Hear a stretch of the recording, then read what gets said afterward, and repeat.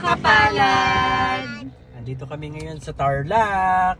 Meron tayong nakita dito na pwede nating mabigyan ng konting tulong. Kuya! Kuya!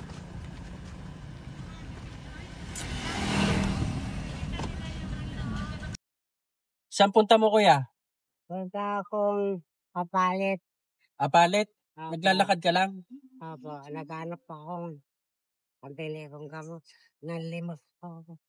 Galing ako Katuray. Ano po ang sakit nyo? Hika po, sir.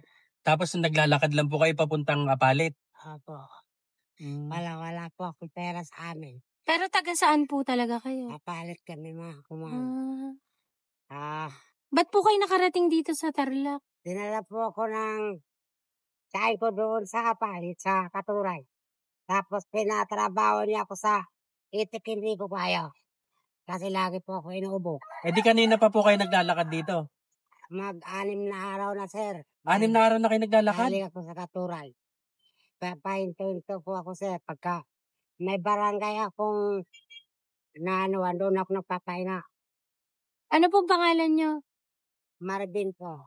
Ilan taon na po kayo? 57. Wala po kayong pamilya? Wala, binata po ako, sir. Dating niyo po ng Apalit, ano pong gagawin niyo doon? Nangangalakal ako doon, sir. Nagbabike ko doon sa junk shop. Buti pa doon, sir, makakain ako na sa oras.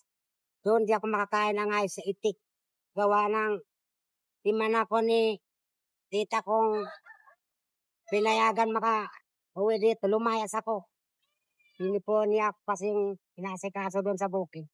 May iyak na si kuya. Ito po, pang pamasahe, tay. Bibigyan namin kayo ng konting tulong, ha? Salamat, sir, sa inyo. Ayan po, pamasahin niyo po yan, ha? Opo, salamat, Kunin niyo sir. po. Ito po, pambili niyo po ng pagkain niyo, ha? Sir, maraming salamat sa inyo, sir. Maraming salamat sa inyo, ma'am. Ingatan niyo po yung pera niyo, ha? Opo, sir. Sakay po kayo ng sasakyan para hindi po kayo hikain. Tapos kain po kayo. Bili ka Bago ng kayo tubig, kuya. magbiyahe. Bili ka ng tubig, ha? Salamat, sir. Maraming salamat. God bless po. Ingat po kayo sa kalsada. Salamat po, sir. Ingat Bye-bye. po. God Maraming bless po. salamat. Maraming salamat, sir. Sabay po. Bye-bye, ma'am.